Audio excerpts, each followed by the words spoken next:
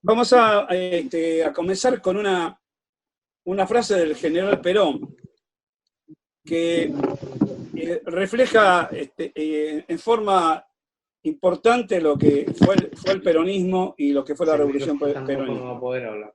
Ya lo sabemos eso. Okay. Dice el general Perón: lo que importa es trabajar por nosotros, por nuestros La semejantes, pregunta es que cuando le hablan al micrófono a él, y habla por acá. jugarte por ellos. Sí. El alcance de nuestra negación es la piedra de toque de toda grandeza verdadera. Cuando uno habla de piedra de toque, fíjense, el alcance de nuestra negación es la piedra de toque de toda grandeza verdadera. La piedra de toque es una piedra que sirve para comprobar el valor de las alhajas. Es decir, que el general Perón relaciona nuestra grandeza con la negación nuestra con esa piedra que genera la grandeza verdadera de la nación, ¿no? Comparándolo con esa piedra que puede comprobar qué valor tienen las alhajas. Después nos dice: por los demás, los puestos de responsabilidad no se reclaman, se merecen. Es algo que en los últimos días he escuchado mucho decir al compañero Guillermo, cuando ha sido reporteado en los distintos canales, ¿no? Cuando habla de la idoneidad que tienen que tener aquellos que tienen que llevar adelante un plan económico, por lo menos en lo económico, ¿no? Y me imagino que en cualquier sector del gobierno, y habla de a quién hay que convocar, cuando le preguntan a quién convocaría, y muy específica y claramente habla de los empresarios, de los compañeros de la CGT, de todos aquellos que tienen experiencia en lo que tiene que desarrollarse. El otro día lo hacía respecto al transporte. Yo esbozaba una pequeña sonrisa cuando lo escuchaba a Guillermo. Guillermo decía: y para arreglar el tema del transporte hay que llamar a los que salen del transporte. Lo miraban, claro, no lo vamos a arreglar los contadores, eso va a ser imposible. Esto le decía Perón. El peronismo viene después de una crisis mundial, obviamente, y de la guerra, la crisis del 30 y de la guerra, y en el 30 ya comienza a haber un proteccionismo bastante complicado en el mundo. Hay una caída de importaciones y exportaciones, se disminuye la tasa de crecimiento de los países y el ingreso per cápita. La directora del Fondo Monetario Internacional, el 18 de enero, en un artículo que salió en Clarín, y ya lo había dicho cuando asumió, dijo que estábamos a las puertas de una tremenda crisis financiera, porque la burbuja que había generado las finanzas en el mundo, tanto en el valor de las acciones como en los futuros, era prácticamente imposible de contener y que iba a generar un colapso muy parecido a la década del 30. Digo que estábamos ahí al borde de la década del 30, después no lo dijo más, porque a posterior de eso apareció el virus, que de alguna manera generó un colapso igual, ¿no? Obviamente generó un colapso, pero había determinados economistas, obviamente no del sistema, porque los del sistema no se lo permiten decir esto.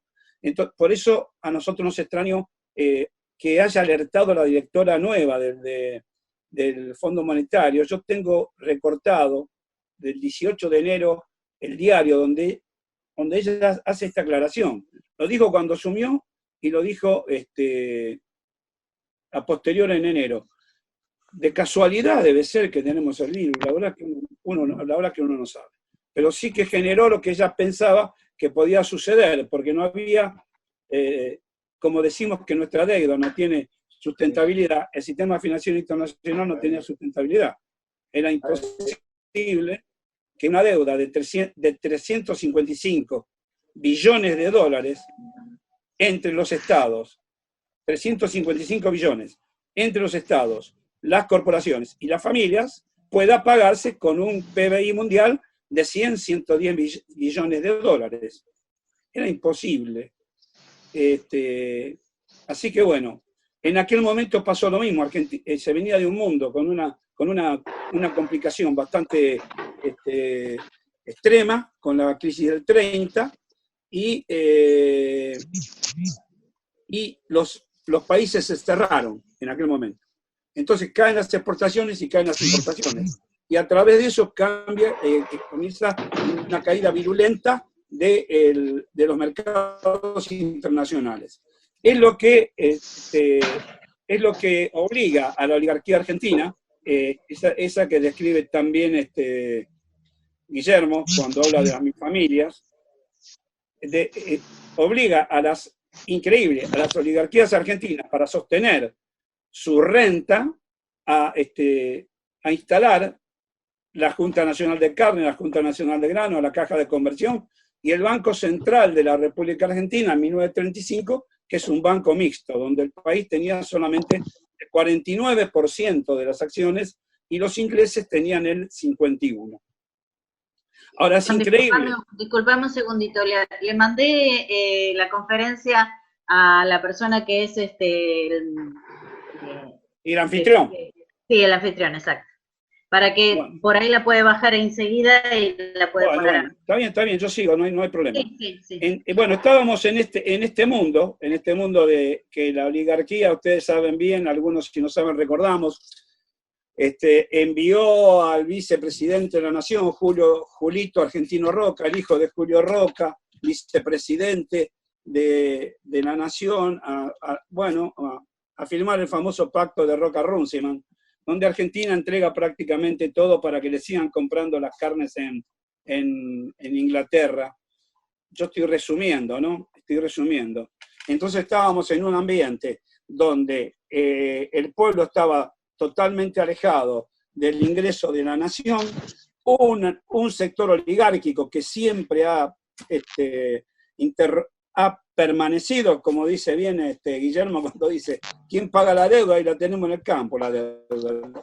Es fácil, en el campo grande, ¿no? No estamos hablando de los chacareros 200 hectáreas, 150, 400, 500, que hoy a lo mejor la tienen alquiladas. Lo que sucede es que esos chacareros, que en una época eran los chacareros radicales, como se lo conocía, han tenido un trabasamiento bastante complicado en su forma de pensar y a lo mejor creen que un gobierno nacional y popular como puede ser el peronismo lo va a atacar, no tiene sentido. Entonces era la oligarquía, una burguesía que acompañaba, no se olviden que fuimos en países latinoamericanos en tener la cerveza Becker, la fábrica de Terrabuzzi, una burguesía que iba apareciendo, pero que la política seguía dominada por un régimen que se llamó el fraude patriótico, donde la legitimidad no era justamente la cualidad por la cual sobresalía, ¿no? Y asociada directamente al imperialismo inglés. En estas circunstancias se produce la Guerra Mundial. Bueno, imagínense los fletes, las cifras que alcanzaron, los que entraron en guerra comenzaron a tener dificultades de pagos, y todo lo que una guerra puede producir, ¿no? Es parecido a lo que está sucediendo ahora, sin guerra, bueno, es una guerra distinta. Y acá comienza a aparecer el pensamiento de Perón, ¿no? Y los hacedores de la revolución del año 43, donde el pensamiento básico era industrializar al país para romper el ciclo agroexportador, que dependía de precios internacionales y del financiamiento externo para subsistir. Fíjense que en la década del 40 está el equipo extraordinario que tuvo Perón. Parece, si yo sacaría esta fecha, estaríamos diciendo que estamos en hoy. Otra vez tenemos que romper el ciclo exportador, tenemos que industrializarnos, porque dependemos de mercados que no manejamos, y tuvimos financiamiento externo para subsistir, sobre todo en el periodo de la administración del gobierno del PRO. Por lo tanto, esta industrialización profunda que tenía que estar enmarcada en una sustitución de importaciones, alcanzar un ahorro interno, tenía que encontrar este esquema por el cual le íbamos a cambiar, una estrategia adecuada para lograr ese cambio. Bueno, eso nació sin lugar a dudas, yo lo voy a ir, el origen es el GO, el Grupo de Oficiales Unidos. La historia dice que puede haber dos GO, un GO grande y el GO más chico que decidió el verdadero rumbo, donde pudo haber estado Mercante, Perón, Pistarini, González y alguno más. El diseño en el gobierno militar de la Secretaría de Trabajo y Previsión, y Figueroa, que fue el estadígrafo tan importante que realizó antes de tomar el gobierno, tenía hecho análisis y tenía hecha estadísticas de lo que había que hacer y lo que sucedía. Digamos, si hoy teníamos que actuar contra el hambre, tendríamos que tener una estadística de cómo es, quién tiene hambre y quién no tiene trabajo en Argentina. Este fue artífice fundamental en la Secretaría de Trabajo y después fue secretario legal y técnico del general Perón, casi nada, ¿no? Y el Consejo Nacional de Posguerra. Entonces, esto era más o menos lo que teníamos. ¿Y cuál era la situación en el 46? Si yo le saco 46 y le pongo 2020, sería igual. Fuerte presencia de capital extranjero, endeudamiento externo, necesidad de contar con superávit de balanza comercial para poder girar fondos al exterior de los multinacionales en aquel momento, monopolios. Ausencia de políticas comerciales. Y para ajustar esto, fíjense, los pagos y giros al exterior excedían un 30% a lo obtenido por las exportaciones. No existía una política social adecuada que estableciera una justa distribución del ingreso y los saldos de la balanza comercial eran obtenidos sobre la baja del consumo de la clase obrera que sufría en mayor medida el ajuste. Exactamente estaríamos en hoy. Fíjense que exportamos más o menos lo mismo e importamos mucho menos por la caída del consumo.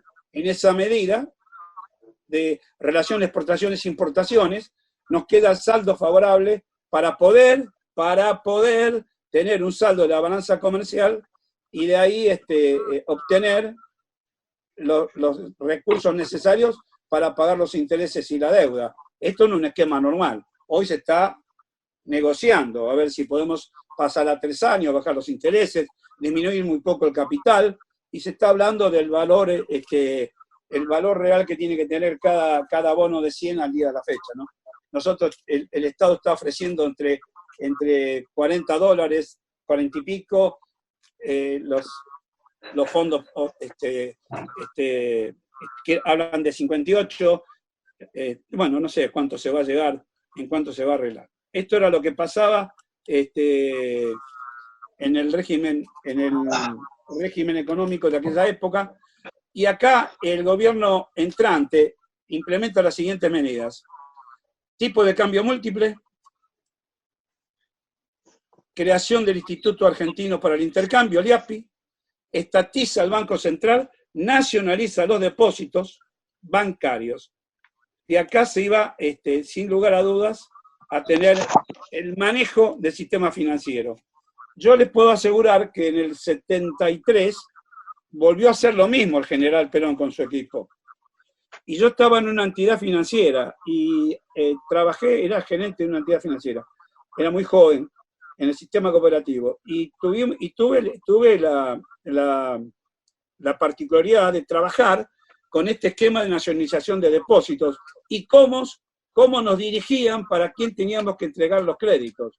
Cuando el Estado se hace cargo de los depósitos, se terminó el direccionamiento de los créditos por parte de la banca privada. Lo genera la nación de acuerdo a las circunstancias de desarrollo y el modelo que tiene para aplicar. Yo lo viví en el año 73, que era gerente de una cooperativa siendo muy joven, y bueno, y viví este esquema que resultó extraordinario, ¿no? Después, cuando hablan, apostillas aparte, cuando hablan de la crisis del 75 con el Rodrigazo, los que hablan de eso, ninguno dice que el barril de petróleo valía $2.30 y se fue a $10, 15, 20, 30, inclusive con la guerra de los 7 días, que fue lo que desbalanceó totalmente, más allá de la muerte del general, ¿no? Que fue terrible. Desbalanceó el tema de la balanza comercial, porque Argentina era importador de petróleo. Por eso era el arreglo que se quería hacer con Libia, que venga directamente el petróleo de Libia. Bueno, por eso alguna vez se explicará cuando tratemos de dar lo que pasó entre el 73 y el 76. Entonces, se repatrió la deuda, obviamente se pagó la deuda, y de esa manera disminuyó el giro de remesas de pagos al exterior, que eran el 30% de las exportaciones, llegando al 5% solamente de las exportaciones. Y los pilares del desarrollo económico fueron una plena injerencia del Estado en la definición y ejecución de políticas económicas y un rediseño del Estado para cumplir objetivos. Y entonces, posición de independencia con respecto al capital extranjero y fuerte crecimiento de las inversiones provenientes del ahorro interno. Entonces, en algún momento quería decirles algo que a lo mejor se me olvidó, que era algo que me parece muy importante. Si ustedes me dan un minutito. El peronismo aplicó lo siguiente: nacionalismo práctico. ¿Qué es nacionalismo práctico? La defensa de la nación, soberanía política, independencia económica. Hoy había algunos tarados hablando en la radio diciendo que el peronismo declaró una segunda independencia. No, la segunda independencia que resolvió el peronismo fue la económica, porque la política era de 1816, lo sabemos todos. Entonces, nacionalismo práctico. Comerciar con quien tenemos que comerciar. Con el sector liberal, con el sector comunista. Nacionalismo práctico es defensa de la nación. Comerciar con quien nos parece. Y fíjense, simplicidad orgánica, estabilidad orgánica y finalidad orgánica. Yo, buscando definición de lo que es orgánico, es todo aquello que está relacionado a la formación de entidades colectivas y a sus funciones, actividades o ejercicios. Miren qué bien lo definió Perón esto. Simplicidad orgánica, simple, pero relacionado a formaciones o entidades colectivas en sus funciones, actividades o ejercicios. Estabilidad orgánica y finalidad orgánica. Y organización obrera. Así que ese fue me había salteado este esquema.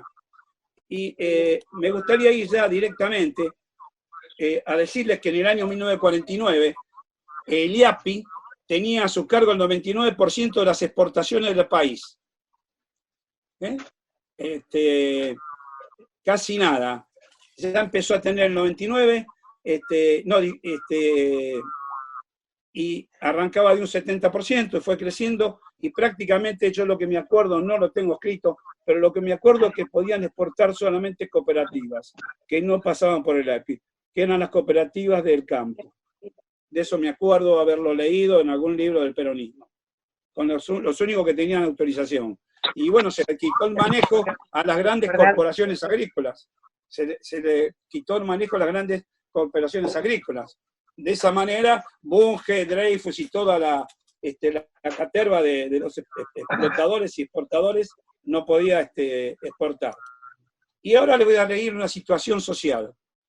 Es jorobado si no lo ven, porque desgraciadamente no se ve. Pero tomando el 43, 100% salario real, en 100, en el 55 era 160. Había aumentado un 60% el salario real. Si el consumo del PBI había ido, sobre el PBI, había ido del 75% al 89 en ese sentido, en el 52. Después tenemos inquilinos sobre viviendas. Yo digo para vean lo que fue la revolución peronista. En el año 47 eran el 70% de las viviendas estaban con inquilinos. En el 55 era el 45%. Heladeras, tomando 100%, el base 100, el numeral, en el 41, habíamos aumentado en el 55 al 500%. Es decir, había subido un 400%. En las radios, en el 41 había 1.100.000 radios en la República Argentina. En el 53, que tenemos el dato, 3 millones casi. El turismo a Mar del Plata, en el 41 eran 380.000 personas. Nosotros, en el 55, teníamos 1.400.000 personas veraneando en Mar del Plata. Los hoteles sindicales, la clase obrera que pudo ir por primera vez a veranear, claro, comenzamos a molestar, porque vinieron los negros a veranear, claro. Entonces se fueron a invertir a Uruguay, ¿no? Se empezaron a ir a Uruguay. Y creció Uruguay con las inversiones nuestras.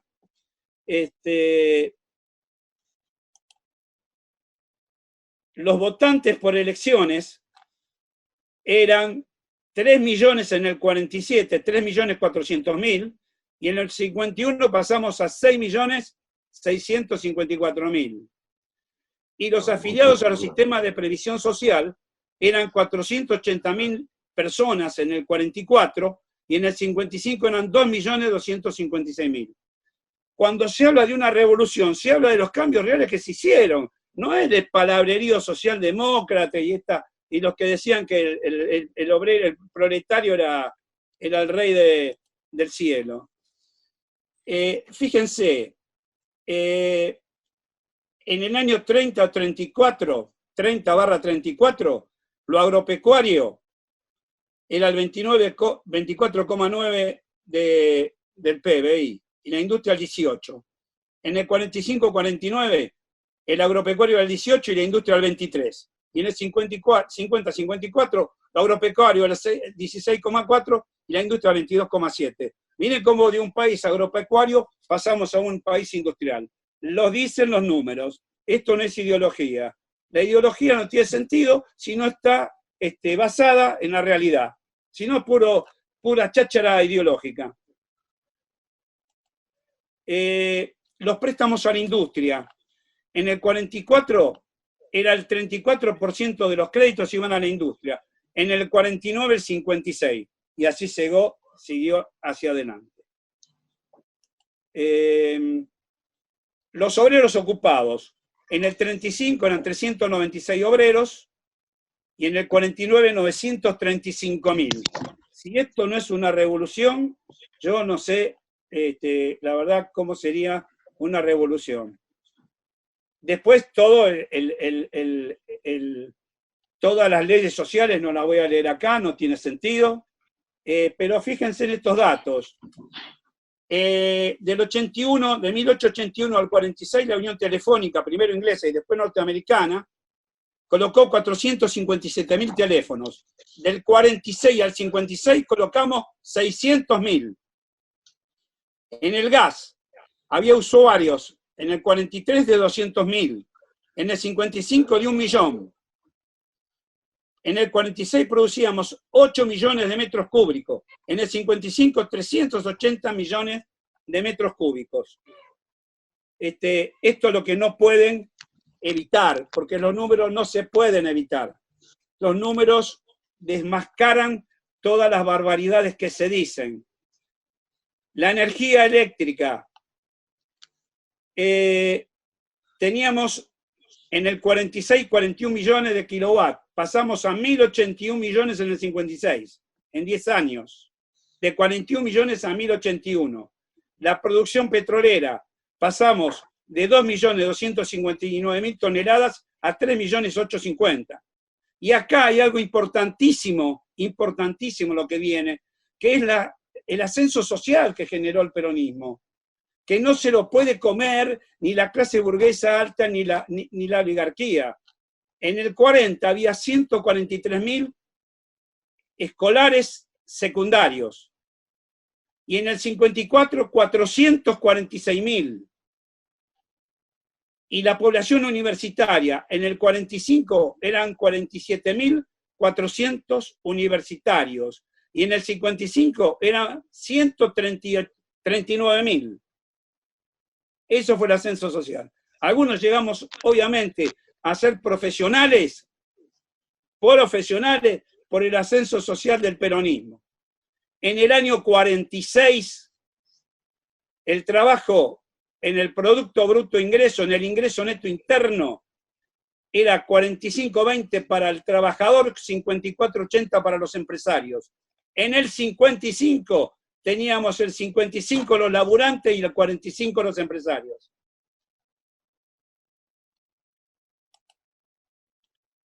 Tengo la balanza de pagos del 39 al 54. No voy a leer las cifras porque los saldos positivos fueron 7.000 millones y los negativos 5.400. Así que del 39 al 54 nos quedó un saldo positivo. Esto es memoria del Banco Central, de 1.667 millones de pesos nacionales. Y acá me gustaría, ustedes no lo ven, pero yo voy a tirar dos datos. Situación legal de los ocupantes, porcentajes, total del país en el 47. 37% eran propietarios, 62 inquilinos. Después que pasó Perón, se cambió totalmente. ¿Por qué se cambió? Porque ¿saben cuánto se construyó entre el 48 y el 54? 26 millones de metros cuadrados. 26 millones de metros cuadrados. En el año 50 solamente se destinaron 200 millones para inversión en vivienda, en ese año.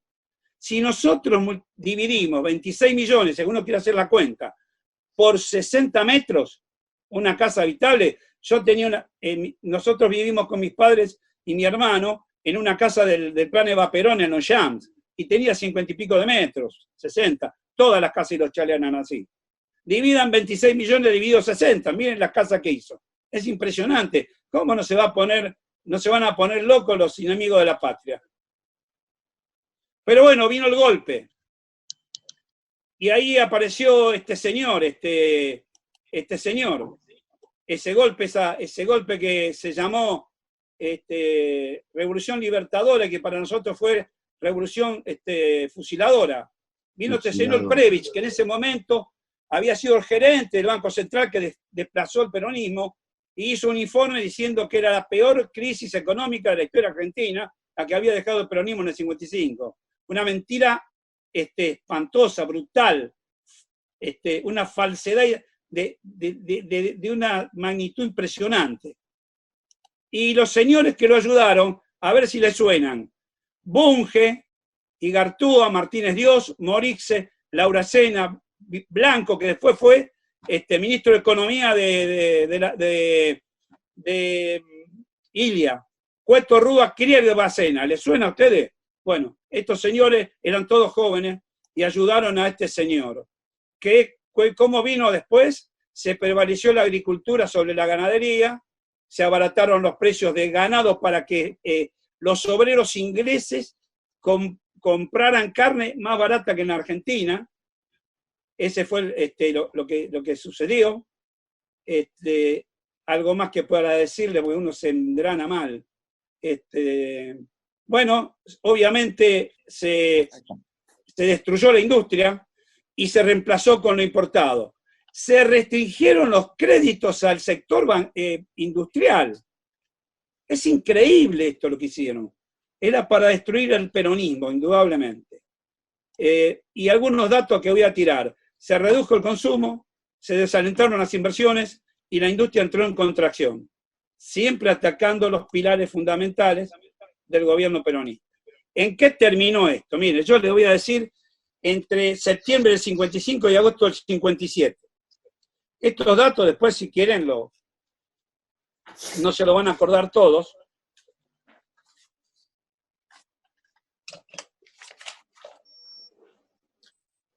Entre agosto del 55 y agosto del 57, 2 años, el costo de vida subió 50%. El salario obrero, 32%. El salario del empleado público, 20%. Y del jubilado, 12%. ¿Alguna coincidencia con los últimos años? Es pura casualidad. Es pura casualidad.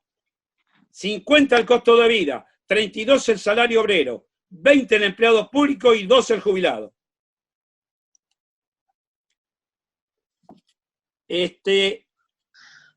Antes del 55 y después del 55, no en el 57, sino en el mismo 55, el nivel general se fue de 21 a 36, la alimentación del 18 al 41, la indumentaria bajó, fíjense, bajó. ¿Por qué? Porque no se podía comprar pilchas. Y los gastos generales aumentaron del 24 al 38. Y los demás artículos varios de la casa tenían un índice de precio de 12,60, fueron a 72,30. Miren cómo se le pegó a la clase obrera y a la clase media baja. Y por último, voy a decir esto, porque después le voy a hacer una referencia a Carrillo. El consumo anual per cápita en Capital Federal. En el 55, en Capital Federal, se comían 92 kilos de carne vacuna. En el 60, 68. Los litros de leche. En el 55 tomábamos 96 litros de leche per cápita. En el 60, 83. Los huevos, que obviamente vamos a tener que romperlo para hacer la revolución peronista, eran 56 docenas en el 55, 23 en el 60. Los kilos de papa, 63 kilos per cápita en el 60, en el 55, 41 en el 60. Las gallinas, por unidad, varían era 0,70 per cápita en el 55, 0,40 en el 60, comíamos menos. Y los pollos ni les cuento, de 0,88 comíamos 0,46. Y ustedes fíjense esto. Con esto creo que vamos a terminar 2 o 3 filminas más para que intervengan los demás compañeros. En el 55, 4.700.000 personas iban a ver los partidos de fútbol. En el 60, 3.900.000. Al box iban 423.000 personas en el 55. En el 60, 296.000. A los teatros en la capital federal eran 4.300.000. En el 60, 3 millones. Y a los cines, en el 55 iban 64.600.000 y pasamos a 54.900.000. Fíjense la cantidad, lo que bajó el esparcimiento público. Eso baja cuando no hay ingreso, cuando te destrozan el ingreso. Y ahora datos en general: trigo, avena, cebada, centeno, lino, 54-55, total en toneladas, 10 millones de toneladas. En el año 60, 6 millones. No, si fuimos avanzando bien. Y la deuda pública por habitante pasó de 2.691.000 en el 55, en el 60, 8.647.000. ¿Quién nos endeudó a nosotros? ¿Cómo nos endeudaron? ¿Quién nos endeudó? Los antipatria, estos delincuentes que se hicieron cargo de la Argentina en varios años, a veces hasta legalmente, que llegaron con los votos. Y voy a terminar con, si puedo, con Carrillo. A ver, discúlpenme. En el año 46 se contaban con 66.300 camas. En el 51 con 114.600 y en el 54 con 134.000.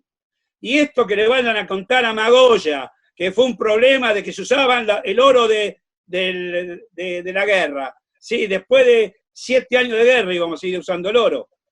Mentirosos, hipócritas. El 80% de las camas estaba en el ámbito público. En el ámbito público. Dijo el doctor Carrillo que si algún día sospechaba que si algún día triunfaba la reacción oligárquica, lo primero que iban a tirar abajo era seguramente el plan de salud, puesto que se estaba atacando intereses económicos muy fuertes. Los hospitales que se creaban eran verdaderas clínicas, con lo que conlleva esta denominación en el sentido de asociarla a intereses privados. Es decir, la buena y agradable atención a quien la pudiera pagar. Por eso lo imputan de lo que le imputan a Carrillo. Por eso lo imputan, no es casualidad. Gracias, compañero. En relación con todo esto que se habló, porque a veces parece que estamos como abrumados, y no tenemos que olvidar, desde el año 76 para acá, el poder mundial tomó el control de la Argentina. Y no lo largó más. Y no lo largó más y sigue gobernando. Para dar unos datos puntuales. En 1977 se instaló la ley, se estableció la ley de entidades financieras. Jorge Videla, José Martínez de Oz y Julio Gómez, que era el ministro de Justicia, un brigadier. Sigue vigente. Sigue vigente. El poder no solo tomó el control de la economía, sino que tomó el control, empezó a tomar el control del área educativa, del área de la justicia, del área de la salud, fundamentalmente, y el área comunicacional. Y tienen una estrategia planteada. A nosotros a veces las cosas nos desbordan, porque ellos tienen una estrategia, y nosotros estamos defendiéndonos a pulmón, con un esfuerzo tremendo, muchas veces reaccionando a lo que ellos avanzan, y todavía no hemos encontrado la forma de tomar la iniciativa, ¿no? Esto que se está gestando en el peronismo, porque hay muchos peronistas sueltos, dispersos, acá Guillermo está abriendo un camino, no para él, sino para el peronismo, que eso es fundamental, ¿no? No tiene ambiciones oscuras, él quiere que vuelva al peronismo y gobierne el peronismo, y está perfecto, por eso nos entusiasma tanto. Pero creo que a veces no tenemos que perder de vista que estamos en una guerra, que estamos en inferioridad de condiciones, primero que todavía no conocemos bien la estrategia del enemigo. Se está hablando ahora de la ideología de género, ¿no? Y de la educación sexual integral. Ese es el último capítulo de lo que empezó Henry Kissinger en el año 74, Memorándum 200, cuando planifica el plan del control de la natalidad a nivel mundial para proteger la seguridad nacional de Estados Unidos, estableció una proyección demográfica. En ese momento el mundo tenía 3.500 millones de habitantes, prevé en el año 2000 va a tener 6.000 millones, y dice en ese memorándum, que sigue vigente, memorándum de seguridad nacional, al año 2050 la población mundial tiene que ser de 8.000 millones o 9.000 millones, lo ideal sería 8.000, a lo sumo 9.000 millones. Al año 2000 éramos 6.000 millones de habitantes, como él calculó. Al año 2020 somos 7.700 millones. Faltan 30 años. Según la cifra de Kissinger, pueden venir nada más que 300 millones. O 1.300 millones. Si en 20 años vinieron 1.700, ¿cómo va a ser en 30 años para 1.300? Porque en la década de 1990 y en el 2000 hasta el 2020, ahí impusieron en el mundo prácticamente la legalización del aborto, salvo algunos pocos países, que entre ellos el nuestro, y algunos otros países más, ¿no? La estrategia de ellos resulta ahora, vista en perspectiva, es muy clara.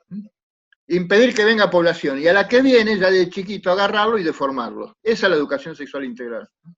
No es un problema de pura moralidad, sino que es un problema responde a una estrategia. Que no vengan, y el que viene se lo agarramos de chiquito, y le damos vuelta a la cabeza, ¿no? Y los confundimos, cosa que después lleguen a los 15, 20 años y no sepan quiénes son, para qué están, no tienen desarrollada su personalidad sea masculina o femenina, y esa es una forma de controlar. Y hay un capítulo que está empezando, ya insinuó Bill Gates con el tema de vacunas, ¿no? Que no vamos a entrar en paranoia ni en cosas raras, pero hay que tener en cuenta que él dice eso es un elemento que permitiría reducir la población entre un 10 y un 15%. Fíjense que nosotros esto que estamos viviendo hoy, Henry Kissinger el 3 de abril publicó un artículo en el Wall Street Journal. El título es cortito: el coronavirus alterará para siempre el orden mundial. Y lo primero que dice, que este problema que empezó acá, y el mundo se va a tener que acostumbrar a que haya pandemias, no solo a estas, sino otras más. Que esto se tiene que resolver a nivel global, no lo puede resolver un país individualmente. Por eso hoy está gobernando en el tema salud la Organización Mundial de la Salud, ¿no? A la cual el principal aportante en plata contante insonante y en cantidad es Bill Gates, con su fundación y con otra institución que abrió hace unos años que se llama Gavi, el sistema de alianzas para la fabricación de vacunas. Y después viene Inglaterra el que aporta. O sea, Bill Gates aporta más que Inglaterra a la Organización Mundial de la Salud. Dice eso y dice otra cosa que es, hay que salvaguardar los principios de la Ilustración para que el mundo siga siendo liberal. Con lo cual está diciendo, olvidémonos de la tradición clásica. Qué casualidad que el pensamiento de Perón, yo quería poner esto, bueno, será en otra oportunidad, para superar el conflicto de capitalismo y comunismo, que son principios, la afirmación del individuo y la afirmación de la comunidad en su conjunto son principios válidos por sí. El problema es que entran en coalición. Y en el mundo moderno, tanto el principio liberal y el principio comunista cayeron los dos. Fíjense que parten de dos experiencias distintas, ¿no? Afirmamos el individuo o afirmamos el poder del Estado, y el resultado histórico de los dos procesos es que terminaron con una élite supermillonaria y todo el resto de la población en la miseria y en la pobreza. ¿Por qué cayeron en esto? Porque le sacaron el sustento que viene de la tradición antigua, tanto en el poder comunitario como en la figura del individuo, que es el sustrato religioso. ¿Qué es lo que recuperó Perón para fortalecer esos dos conflictos y poder armonizarlos, ¿no? Perón rescata el principio totalitario marxista, la patria es primero, pero con el sentido que tenían Platón, Aristóteles y en Cicerón, que es un sentido religioso. Y rescata el principio del individualismo, del individuo, pero no el liberal, sino el individuo que sustentó el cristianismo. El hombre es una creación divina, tiene los pies sobre la tierra, apunta a la eternidad, pero es un ser social. Y eso resolvió Perón, por eso es inagotable la doctrina de Perón, por eso sigue vigente. Porque no es de Perón, Perón lo que hizo fue resumir la historia universal, por eso aunque se haya ido, quedó el legado. Y el poder no puede matar la historia, la puede ocultar, ignorar, pero está ahí, ahora tenemos acceso a un montón de estas cosas. ¿Qué quiero decir con esto? Que ellos han trazado una estrategia y nosotros tenemos que trazar en estas cosas, pero empezar a poner una semilla. Empezar a formar como se están gestando. Para usar una figura bíblica, tenemos que poner los 5 panes y los 2 peces. Y que después Dios y Perón hagan el milagro, que llegue para todos. Pero tenemos que poner los 5 panes y los 2 peces. No pretendamos, me incluyo, a veces queremos ser como Jesucristo y hacer nosotros el milagro, ¿no? Dejemos que Dios lo haga, pero para que Dios lo haga tenemos que ponerle estas cositas. Estas cositas son empezar a organizarnos. Hay que formar a una escuela, no se me ocurre cómo, cuándo, pero institucionalizar la formación. Como tenía Perón en el 51 y en el 52, las escuelas de formación política, ¿no? Que en el 55 se las borraron, en el 74 Perón antes de morir las revitaliza, las vuelve a inaugurar, teniendo como ejecutor de esas escuelas el hijo de Eloy Camus. Vino el golpe después y después nunca más se hizo. Y del 83 para acá no se hizo nunca más nada, ¿no? Y eso es donde estamos débiles. Porque si vamos a formular nosotros planes por nosotros mismos, está todo escrito. Está todo escrito. Alguien habló ahí del modelo. El modelo hay que agarrar el modelo y de ahí sale un plan, no hay que discutir nada, está clarísimo. El tema acá es cómo, habló Guillermo en algún momento, que somos predicadores, ¿cómo predicamos? Y con tenacidad, con paciencia. Juan Carlos en algunos momentos, algunas conversaciones, algunas charlas que hemos tenido, habla de tener la tenacidad de los apóstoles y la paciencia de los chinos, ¿no? Y empezar a arar y después, bueno, que Dios nos lleve por donde nos tiene que llevar. Dios y Perón, ¿no? Porque el pensamiento de Perón está vivo, porque el pensamiento de Perón es la síntesis del pensamiento de Occidente. Por eso está vivo. Y si nos sacan a Perón, tenemos a Aristóteles. Y si nos sacan a Perón, tenemos a Platón. Tenemos a Cicerón. Tenemos a Santo Tomás de Aquino. Tenemos la doctrina social de la Iglesia. Es decir, no nos van a ganar en el espíritu, ¿no? Salvo que nos quedemos, ¿no? Por eso creo que es fundamental esto, que yo creo que fue un primer paso, buenísimo. Pero acá no preocupa. Una carta de Perón a Cook le dice, en este tipo de guerras, de lucha, no vence el que más fuerza tiene y el que más elementos tiene para vencer, sino el que tiene mayor decisión de vencer y mayor perseverancia en conseguirlo, ¿no? Cosa que el poder mundial no tiene. El poder mundial es un mensaje de muerte y nosotros somos un mensaje de vida, ¿no? Entonces, esa es la gran diferencia, ¿no? Para saber quién gobierna la Argentina, métanse en la página del Consejo de las Américas o Council of America. Busquen los miembros, van a ver ahí. Todas las empresas que están en Argentina, hasta el Banco Nación ahí adentro. Es porque eso lo maneja. Eso tiene el control la familia Rockefeller, que es la dueña de esto. Y por el tema de los enemigos, en las clases que dio Eva Perón en la escuela superior, que después se hizo el libro Las historias del peronismo, ella dice en un momento, el 17 de octubre del 45, el pueblo derrotó a la oligarquía y la derrotó definitivamente. Solo va a poder vencer la oligarquía al pueblo si el pueblo baja los brazos. Ya la oligarquía no va a vencer más. Solo vamos a perder, dice, si nos aburguesamos. Hay que saber con quién estamos enfrentando, quiénes nos manejan. Estos personajes políticos han formado parte de una trama más grande que algunos, yo creo que a veces por ahí no sabían a qué estaban jugando y para quién servían, otros sí, ¿no? Claro. No es el problema de fondo. El problema de fondo que hemos vuelto a ser una colonia del poder financiero internacional. Ese es el enemigo, digamos, de fondo, ¿no? Creo que Juan Carlos hizo un repaso que de alguna manera desemboca ese recorrido en la última década ganada y de la última década ganada al actual gobierno. Y me parece que ahí nos vamos a tener que detener. Me parece que tenemos que aprovechar los últimos minutos que nos van quedando de reunión para tratar de comprender un poco qué es lo que está aconteciendo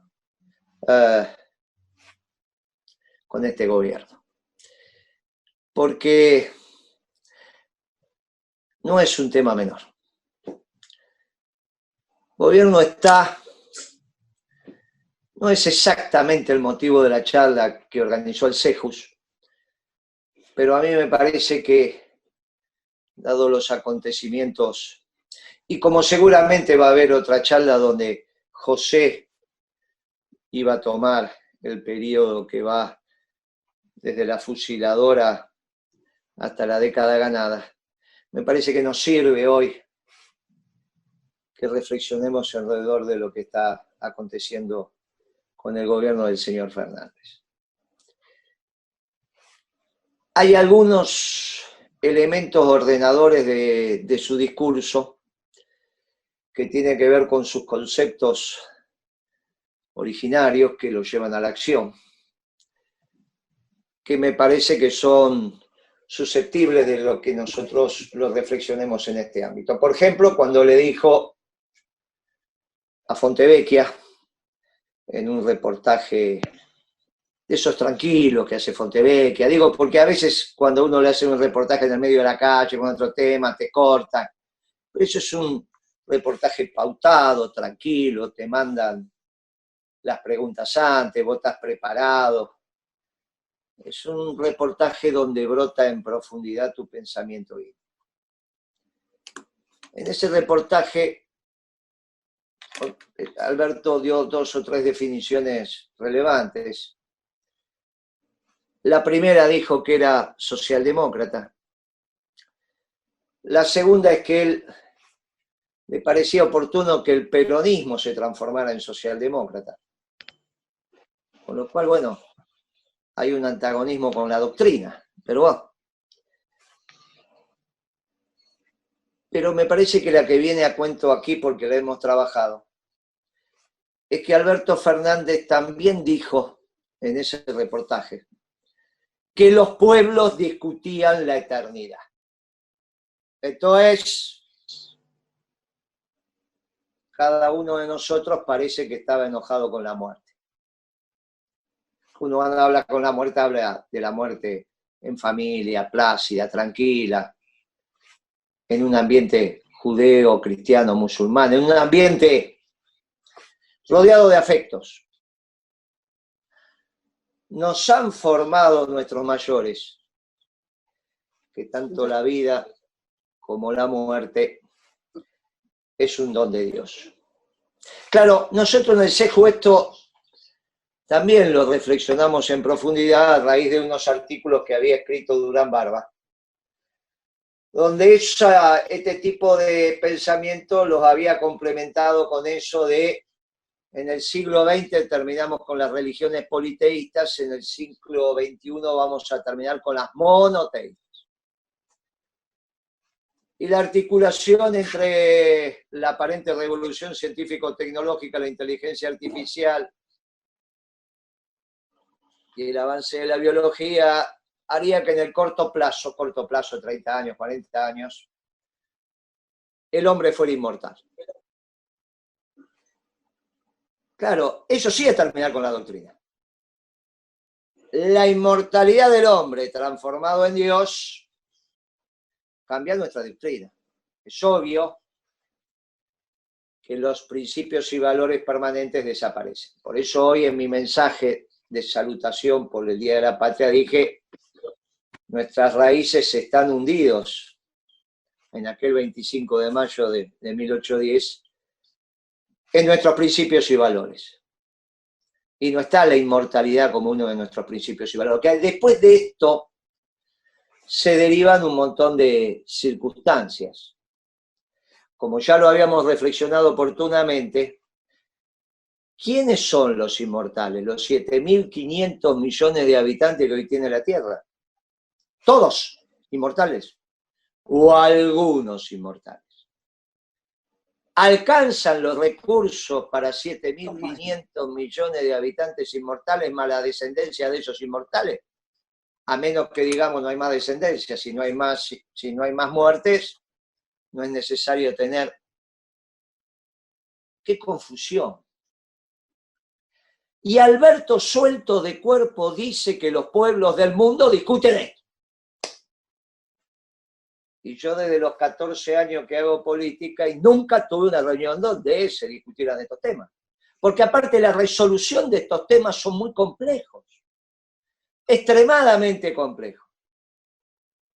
El que tenía incontinencia verbal, que era Durán Barba, sabiendo que tenía que terminar el mensaje, dijo, bueno, sobran 2 tercios. Suelto de cuerpo.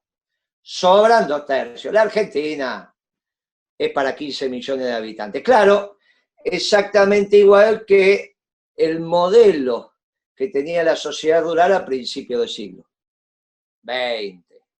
A principios del siglo XX. Teníamos 50 millones de cabezas de ganado vacuno y ellos consideraban 3 vacas por persona. Así que más o menos ese era el número que estamos hablando. Claro, cuando nos alejamos de los principios y valores permanentes, empezamos a tomar decisiones extrañas. Por ejemplo, si nosotros, aparte de no discutir nunca sobre la eternidad del hombre. Sí, la eternidad de Dios, no la discutimos, la aceptamos. Discutimos aquellos elementos ordenadores de nuestra vida, estamos eligiendo otro camino. Uno de los elementos ordenadores de nuestra vida, porque nos lo enseñaron desde chico, es: te ganarás el pan con el sudor de tu frente. El trabajo es el elemento ordenador. La que se cansó de decir esto fue Cristina durante el gobierno de Macri. Fue Cristina. Decía: nos desorganizaron la vida, nos están quitando el trabajo. Nos quitaron el trabajo.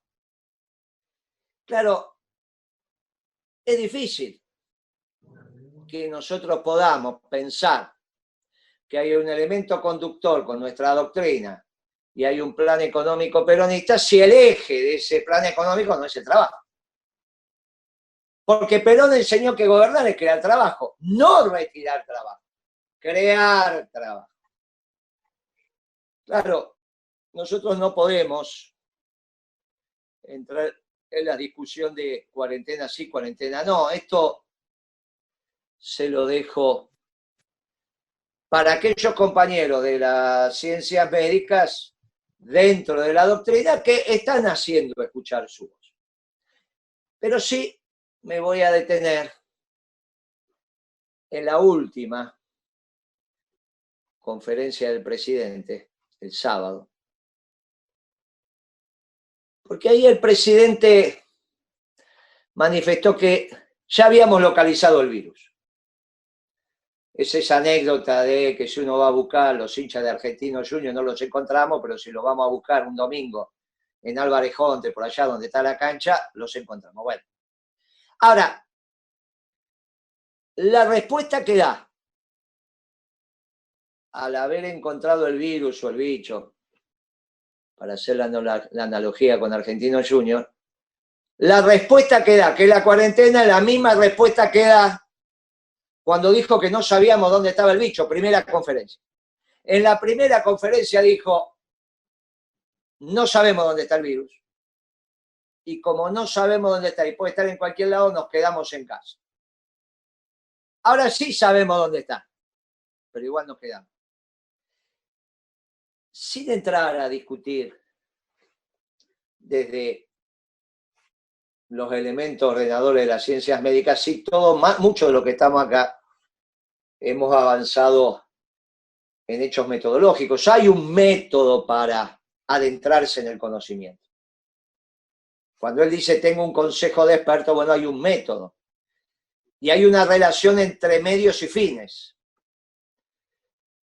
Si el fin era que el bicho no te encontrara y no sabía dónde estaba, y vos te tenías que quedar en tu castillo, que era tu casa, no puede ser el mismo método si ya tenés localizado. Claro, hay un problema, porque también dijo Alberto que poco se conoce de este virus. Si poco se conoce de este virus, lo que podemos decir es que convocamos un consejo de aquellos científicos que pensamos que se aproximan mejor al abordaje de la temática que otros, pero de ninguna manera pueden ser expertos en ese tema que no se conoce. Es un contrasentido pensar que hay expertos de una temática desconocida. Es hasta ridículo. Entre la primera y última conferencia han pasado mucha agua bajo el puente, pero a su vez me parece que empieza a notarse la confusión. ¿Cuándo aparece la confusión? Cuando falta doctrina. Porque el valor de la doctrina es poder tomar decisiones desde un anclaje, desde los principios ordenadores. Entonces vos de ahí no te corres y abordás el tema desconocido desde esos principios y valores. Finalmente, entre los números que da el presidente, aparece una situación mucho más delicada. Porque está claro que en los últimos 60 días el único elemento ordenador de gestión del gobierno es el coronavirus. Y entonces uno diría, bueno, no tengo los números exactos, pero me aproximo al orden de magnitud. Más o menos sé de lo que estoy hablando, cuantitativamente. Entonces el presidente muestra un gráfico donde dice que, redondeando, él puso 9.8, redondeamos a 10, se mueren 10 argentinos cada 100.000. O un argentino cada 10.000. ¿Cuántos son 10.000 personas? Y bueno, si vos estuviste en actos, más o menos sabés medir. Y si no, bueno, 5 veces 10.000 personas en la cancha de River, más o menos. La cancha de River llena, la cancha de Racing en su época también, llena, cuando estaba todo habilitado, 50.000 personas. Entonces el orden de magnitud me dice, mirá, se me mueren 10 cada 100.000, 100.000 son 2 canchas de River, en una cancha de River se me mueren 5. Y es un tema. Imaginémonos en esa reunión que al presidente le digan, mira Alberto, cada 50.000, que es una cancha de River, perdemos 5 argentinos. Es un tema. Claro, lo que pasa es que los números estaban mal. No era sobre 100.000, era sobre 1.000.000. O sea que se muere uno cada 100.000, no uno cada 10.000. O sea que en una cancha de River llena no se llega a morir uno, se muere medio. Como no se puede morir medio, en 100.000 se muere uno. Claro, el orden de magnitud te lleva a tomar decisiones. Che, tengo que hacer un asado para 5 personas, 10 personas, voy a la carnicería. Tengo que hacer un asado para 500 personas, y ya no sé cuánta carne es. El parrillero experto dice, tráeme 2 medias reses. El orden de magnitud es muy importante. En esa mesa, alguien tendría que haber aclarado los números. Si no se aclaran los números, no estoy penetrando en la disciplina médica. Ese es otro debate que no voy a dar, no estoy apto. Estoy simplemente sintetizando lo que estoy escuchando. Si me dicen 10 sobre 100.000, no es lo mismo que 10 sobre 1.000.000. Porque entonces sobre 100.000 es 1. Y ese es el número exacto. Por eso son 450. Son 10 cada 1.000.000. Somos 45 millones. Por lo tanto, es 45 por 10. 450 muertos. Es muchísimo, es muchísimo. Un muerto es mucho. Pero el orden de magnitud es muy importante. Y es el tema central de la gestión de gobierno. No solo no lo sabía Alberto, sino no lo sabía el gobernador y el jefe de gobierno. Tenemos un lío. Porque si al tema que nos estamos abocando, el orden de magnitud se nos complica. Cuando Alberto dice, bueno, 10% más de pobres. 10% más de pobres son 4,5 millones de personas más de pobres. No es que estamos hablando de 4,5 millones más de pobres. Vamos a tener un orden de magnitud que son casi 80 canchas de River, más de pobres. Y entonces uno empieza a dudar si estamos en condiciones de tomar las mejores definiciones de administración o en realidad estamos en esquemas medios extraños. ¿Dónde? Uno de los asesores económicos de Alberto, que es Sefri Yach, que también me lo crucé en Europa y en reuniones en el Vaticano, tuvo definiciones muy delicadas en un reportaje que le hicieron en el diario La Nación. Alberto tiene 2 asesores internacionales, Jeffrey Sachs y Stiglitz. A Jeffrey Sachs lo conocí, lo traté, no amicalmente, pero algunas conversaciones hemos tenido. En el reportaje en La Nación, sorprendentemente para un asesor de su santidad, dice que el mundo está superpoblado. Epa, empezamos a tener ciertas coincidencias. Si el mundo está superpoblado, ¿cuál es la solución que tenemos? Claro, nadie va a empezar a decir que existen las brujas, pero, menos en este ámbito, pero tenemos un problema de cosmovisión, donde tenemos que apelar a la fortaleza de nuestros principios y valores. Incluso a la fortaleza de nuestros principios y valores en la gestión de gobierno. Por eso, y porque estas cosas las empezamos a hablar con precisión, es que montado sobre una definición que dio Ricardo Alfonsín, seguramente con los llamados que ya tuve de los amigos radicales, bueno, se estarán cosiendo la boca, pero ya la declaración está hecha. Él dijo que esto era un plan económico radical. El presidente que dijo que era socialdemócrata, Alfonsín, fue claramente el que introdujo la socialdemocracia en el núcleo duro del radicalismo. Está claro que las decisiones que están tomando no vienen de nuestra doctrina. Se empieza a ordenar un esquema desde el mundo de las ideas en una direccionalidad muy delicada, porque los 2 gobiernos socialdemócratas hechos y derechos de la dictadura para acá fracasaron. Fueron el de Alfonsín padre y el de la Alianza. Entonces, está claro que la declaración de Alfonsín ilumina, porque nos quita del debate de qué tipo de política están haciendo. No, Alfonsín ya dijo, es radical. Y a nosotros nos quita la responsabilidad de explicar. ¿Quién digo nosotros? Nosotros, los que tenemos principios y valores permanentes y que, aparte de abrazar la política del peronismo, nos formamos en la disciplina económica. Y los vecinos te piden explicación. Che, Moreno, ¿qué pasa con los precios? Che, blu, blu, blu, blu, blu, blu. Todo el tiempo, ¿qué pasa, qué pasa, qué pasa? Che, Moreno, ¿cuándo lo vamos a laburar? Che, tenemos hambre, che, tenemos un... Bueno.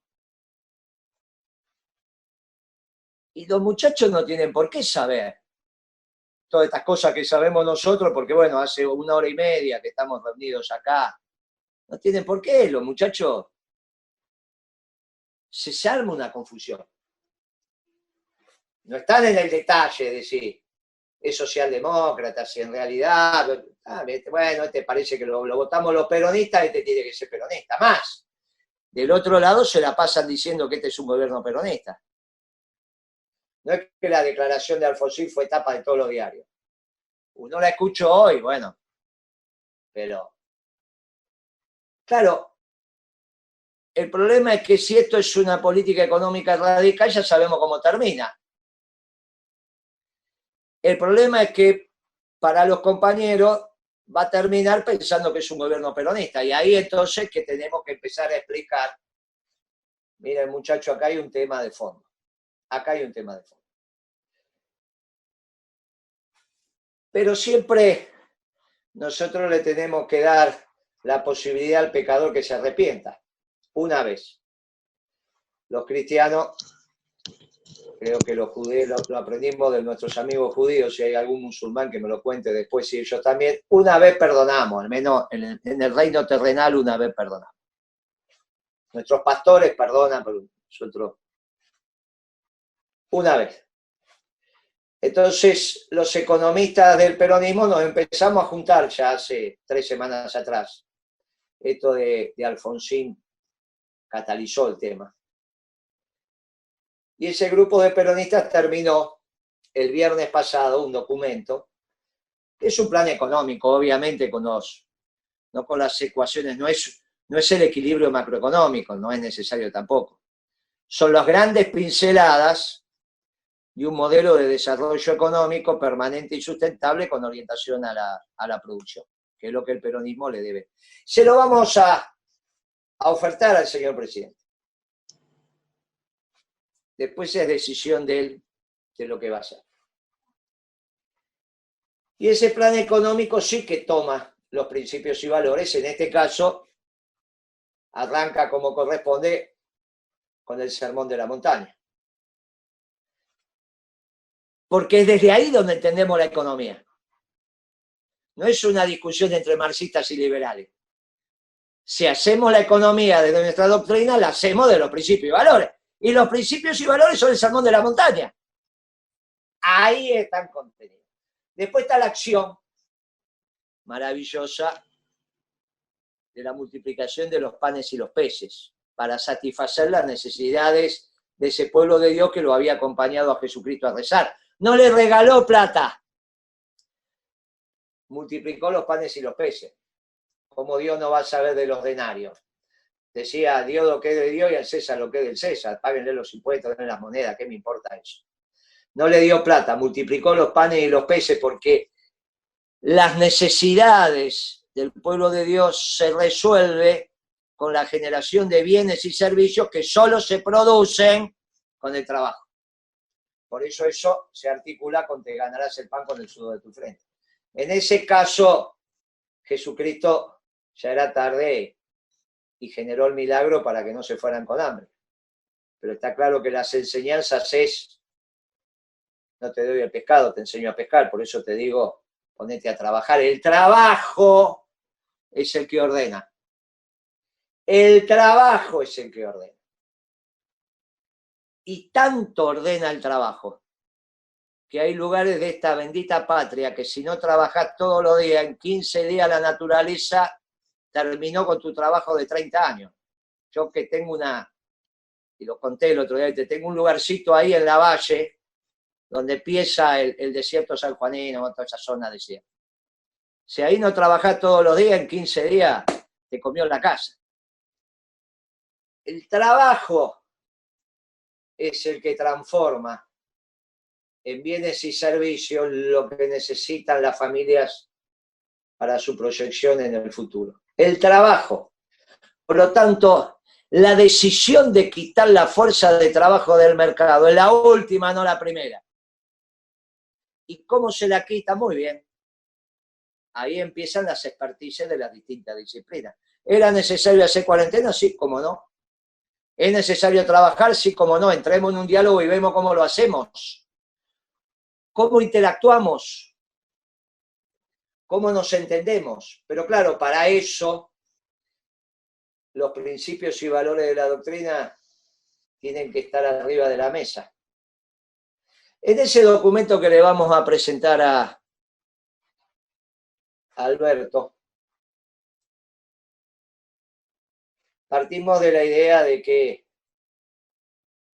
es necesario poner en valor las ventajas, los dones que Dios le dio a estas tierras sobre otras tierras. A cada uno le dio dones distintos. Y a las tierras también. A nosotros nos dio la energía y los alimentos. Esto significa, son las dos columnas, los dos vectores que potencian la nación argentina. La energía, porque si la ponemos en relación a los costos, como todos los productos tienen una intensidad energética, todo tiene energía, todo miran alrededor y obviamente que si no hubiese energía en estos momentos ni podíamos estar conectados, porque todos estamos enchufados a algún lugar. O tenemos la batería que ya la cargamos, es energía. Acá está claro que es energía. Después, cómo nosotros gastamos electrones, pero esos electrones fueron generados con moléculas en un generador. Bueno, no vamos a empezar acá a explicar cómo es esa máquina que se llama generador, pero no tiene importancia, es la transformación de moléculas en electrones, pero todo es energía. Y si nosotros abaratamos el precio de la energía, las familias y las empresas le bajan los costos de sobrevida de la familia y los costos de funcionamiento de las empresas. Por lo tanto, es un insumo clave. Lo podemos bajar. Por eso en el artículo de hoy le pusimos un precio. 0,60 centavos de dólar el litro de gasolina. Cada uno de ustedes ya puede hacer la cuenta. Che, tengo un auto gasolero o naftero, no importa, muchachos, la referencia. El que tiene gasolero la hace directa, el que lo tiene naftero hace la conversión, va a la estación de servicio, ve la relación que hay.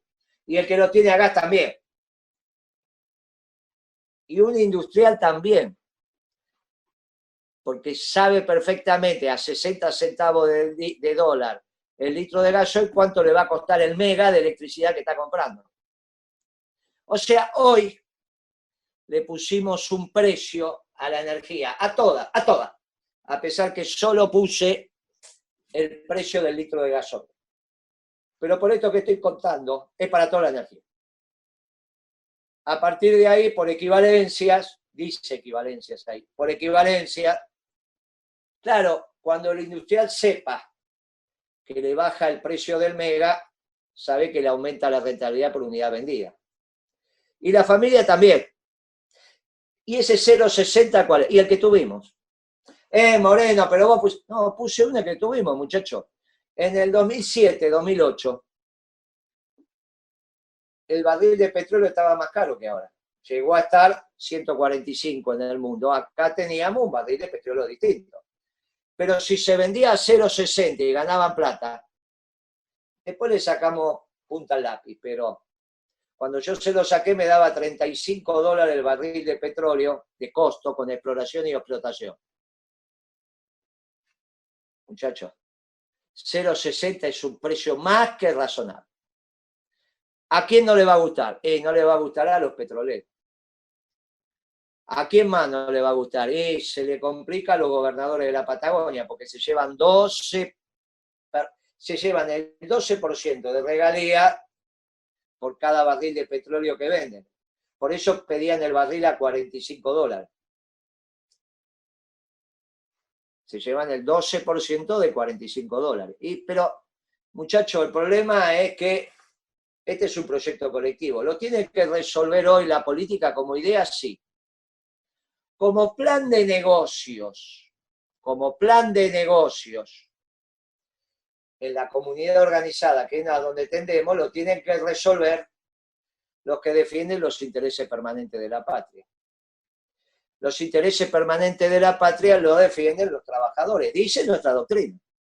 Van, buscan y dicen, los trabajadores son los que defienden los intereses permanentes de la patria. Por lo tanto, como la empresa insignia de la energía es YPF, y el 51% de las acciones las tiene el presidente, no le cuesta nada al presidente, para no entrar en un debate que lo vamos a dar, pero más adelante, firmar un decreto de la misma manera que Cristina me dijo a mí, vaya Moreno, y usted mi representante en papel prensa, o me llamó por teléfono y me dijo, vaya Moreno, hoy es mi representante en la Asamblea de Clarín, junto con Kicillof.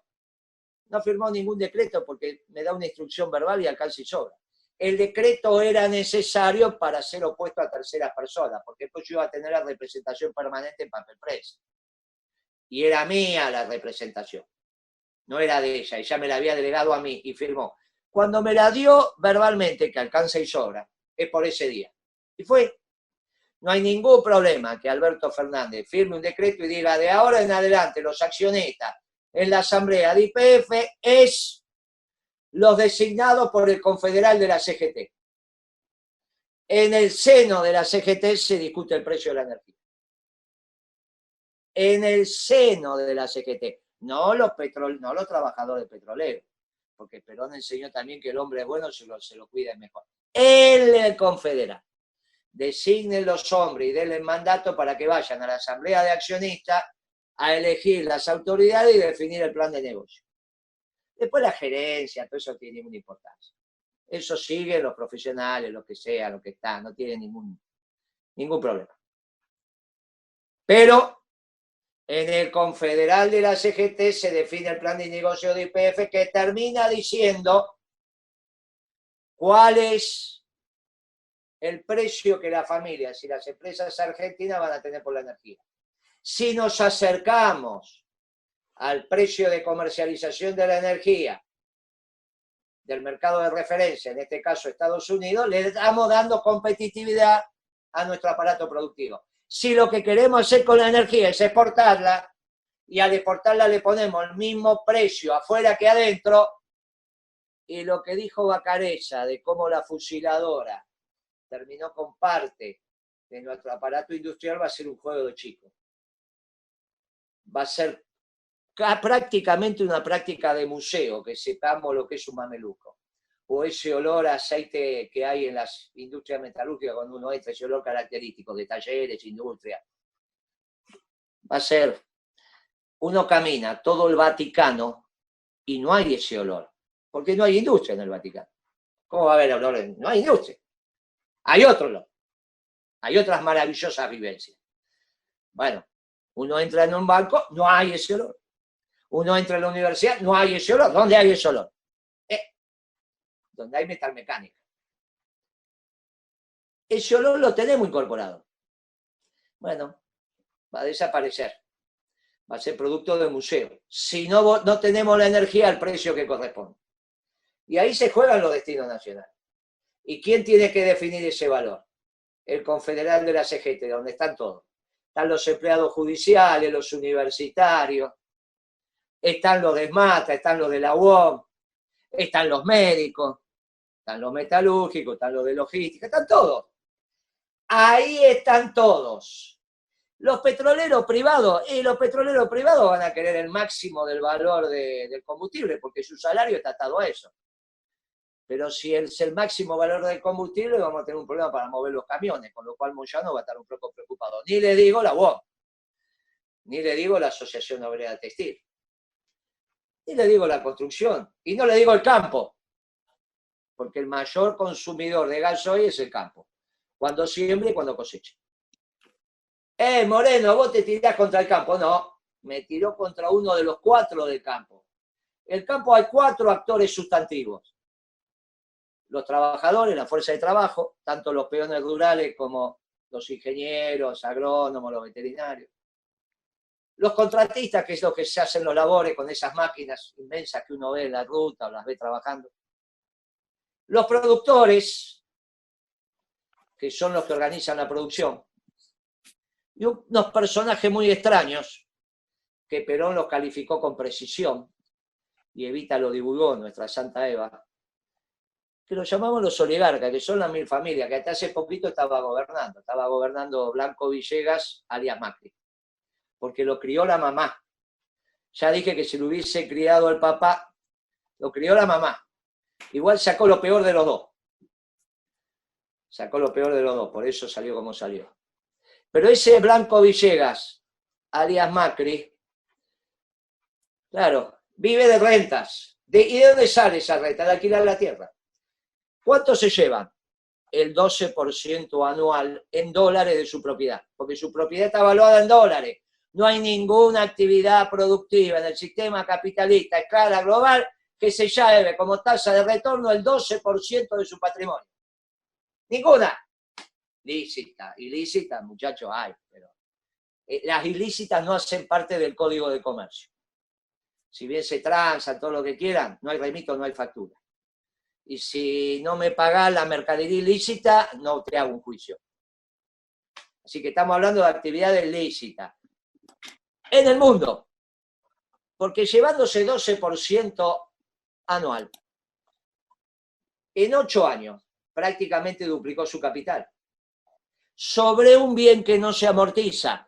Dentro de 100 años, todas las casas donde nosotros estamos en este momento hay que ver si están. Esta que yo estoy ahora, que ya tiene como 80, 60, no va a estar. Alguna nueva por ahí está. El campo de la Pampa Húmeda va a seguir estando los próximos 1000 años.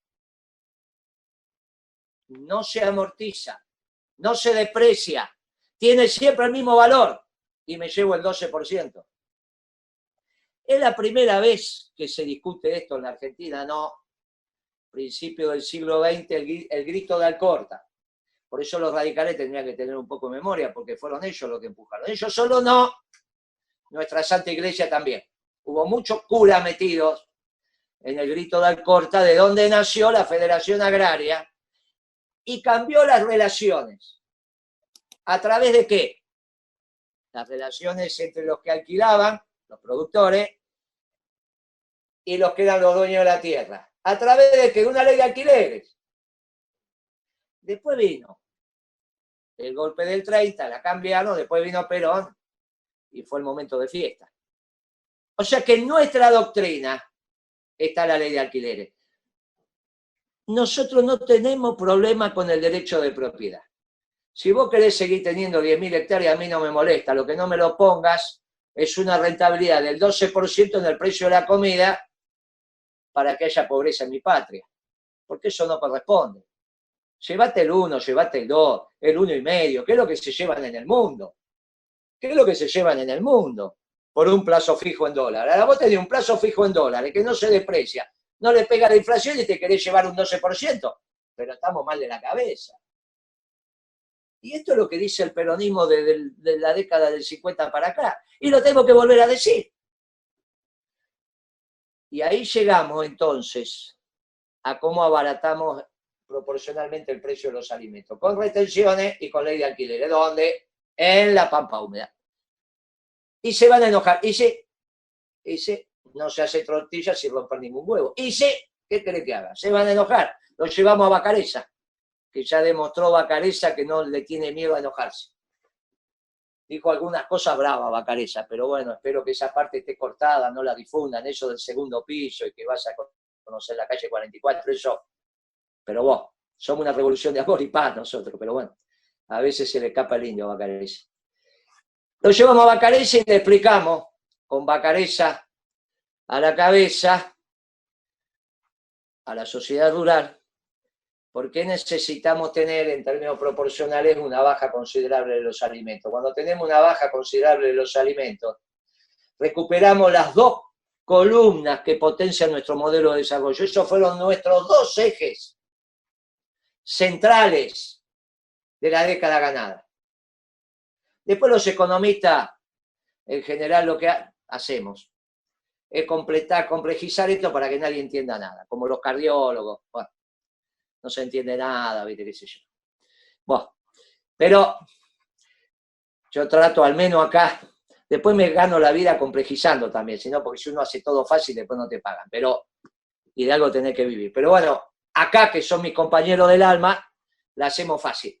Nuestro ciclo peronista tuvo energía barata y alimento barato. Por eso teníamos el gasoil a 0,60 y por eso comíamos asado toda la semana. Ya dije que nos pasamos la raya, porque cuando se comía la carne y se tiraba las ensaladas era el momento de cambiar. Para los jóvenes esto, tengan claro, porque uno de las ciencias sociales no está tan claro cuándo tiene que cambiar. Entonces se los digo ahora. Cuando se empiezan a tirar las ensaladas en los asados, es que nos pasamos la raya, porque no se puede tirar comida. Y acuérdense, hace 6, 7, 8 años atrás, sobraban las ensaladas. Dale, metele condimento, metele aceite. Ahora te servís en el plato y condimentala del plato, porque si sobra ensalada la guardás. ¿Está bien? Y está bien, así es la vida. Lo otro fue una exageración, que a veces los peronistas también nos pasamos de la raya. Nos pasamos de la raya, sí, se tiraban las ensaladas, entre otras cosas. Y algunas de las que contaba Vacarezza también. Por eso el hombre es bueno, pero si se lo cuida es mejor. Cuando nosotros tenemos esos dos elementos, después vienen las partes instrumentales. Cuando yo hablo de energía y hablo de alimentos, ya definimos con quién nos vamos a pelear.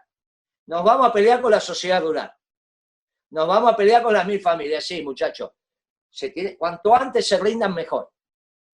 Cuanto antes se rindan. Nos vamos a pelear con los petroleros y sí, nos vamos a pelear con los gobernadores. No, nosotros no, el confederal de la CGT. Porque este es un tema de los intereses permanentes de la patria. Y los gobernadores de la Patagonia, bueno, buscaremos de otra manera. Pero tenemos un problema. Y este también es un mensaje para Cristina. porque el precio de la energía empezó a aumentar con Galucho. Ya dije que el plan de negocio de Galucho lo hizo con el presidente de Shell, con Aranguren. Y después lo siguió Aranguren. Después cambiaron la figurita. Qué cosa, ¿no? Cuando llegó Macri, el ministro de Energía era Aranguren y el presidente de YPF, ¿quién era? Qué cosa, ¿no? Era Galucho. ¿Se acuerdan que hasta que no recibió una indemnización de 60 millones de dólares? Y no se la dieron enseguida, ¿eh? Tuvo muchos meses trabajando. Qué cosa, ¿eh? Porque Barañao, bueno, es un chico que viene de los laboratorios, qué sé yo, son otras de las cosas que... Entonces fue el ministro acá y fue el ministro allá. Bueno, listo.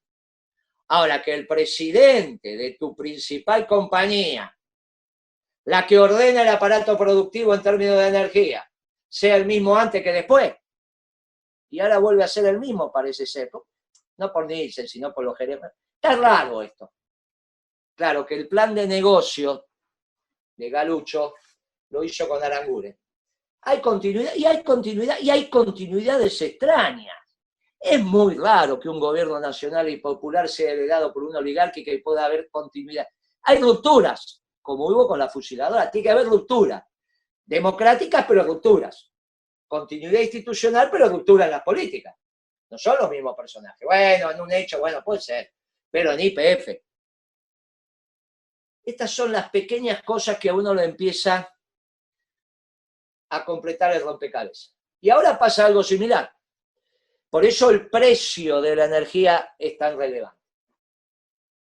Y nosotros ahí tenemos que poner mucha atención. Después viene, entre la energía y los alimentos, lo que acelera la tasa de crecimiento. Y lo que acelera la tasa de crecimiento, no hay duda, es la Administración de Comercio. La inventamos nosotros y ahora la hace Trump, con mucho más éxito, porque todos le tienen paciencia estratégica a Trump. Esto entra, esto no entra, primero el trabajo argentino, él dice primero el norteamericano, y así, que vuelva la industria, que eso se llama Administración de Comercio. No traigamos tonterías, se los dije hace 40 días al ministro del Comercio, porque si no, va a haber importación de autos de alta gama. ¿Qué hay hoy? Importación de autos de alta gama. Si yo le di plata a los trabajadores, a la familia y a las empresas, y no cambié la distribución del ingreso, toda esa plata termina en las mismas manos. No la pueden cambiar por dólares porque es plata blanca, ¿para qué la van a hacer negra? Si es plata blanca y está declarada y la quiero tener en dólares, compro bienes que después se van a dolarizar. Autos de alta gama los guardo. Y ahora helicópteros y aviones privados, que es lo que está entrando en plena crisis. En plena situación como esta, estamos comprando aviones particulares. Pero están cambiando los aviones los muchachos. Se están trayendo helicópteros. Pero muchachos, sentido común, ¿no? Muchachos, organicen un poco esto. Pero claro, no lo pueden hacer. Porque para organizar esto y planificar pusieron un economista radical. Yo le dije el otro día en Crónica, decime un economista radical exitoso. Va a terminar el programa y no me lo vas a decir. No es que no, los radicales son buena gente. No, hay cosas que no se pueden dedicar los radicales a la economía. Después se pueden dedicar a otras cosas. Ahí en la justicia está lleno de radicales, en Cancillería. Pero hay cosas, no en los trabajadores, sino en la justicia, en los que imponen la justicia, los que dictaminan la justicia. En la carrera judicial. ¡Buah! Pero en economía no les va. No sé, que la justicia opine lo que hacen justicia, si va o no va. Ahí está lleno de radicales, la Cancillería también. Pero bueno, en economía está probado que no va. Y el presidente del Banco Central es un radical. Y claro, ¿cómo Alfonsín no va a decir entonces que esto es una economía radical? Este tema que nosotros le estamos llevando al presidente es para trazar la raya. Porque en algún momento se empieza a hablar en profundidad. Porque si no tenemos un problema de ser todos fracasados. Que los radicales son fracasados igual. Está la experiencia de Alfonsín y de la Rúa. Al peronismo se lo echaba. No es que los sectores populares pedían la destitución del peronismo. Claro, y empiezan a aparecer artículos donde esto está a flor de piel. Y todos, la mayoría de ustedes que están en el Gran Buenos Aires lo viven. Si se vive acá en Capital, al menos donde vivo yo, imagínense donde viven ustedes. Está ahí, está a flor de piel. Todo dice falta una chispa.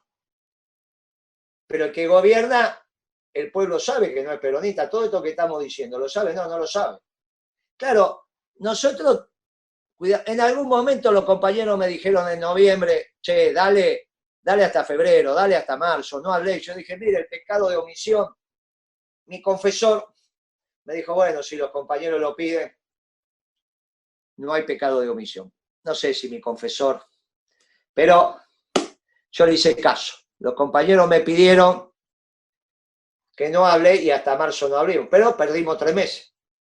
Recién ahora le estamos empezando a decir al presidente, mire, si usted dijo que es socialdemócrata, si usted dijo que los pueblos discuten la eternidad, si usted piensa que en realidad nos tenemos que transformar en Dios, si usted piensa que el trabajo ya no es más el ordenado, o usted piensa que el mundo está superpoblado y que sobran los 2/3 de la humanidad, bueno, tenemos un lío.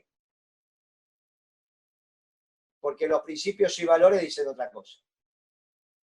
En los principios y valores el Papa hace poco dijo que el mundo es rico y por lo tanto los bienes alcanzan para todos, que el problema es la distribución. Casualmente lo que dice el peronismo.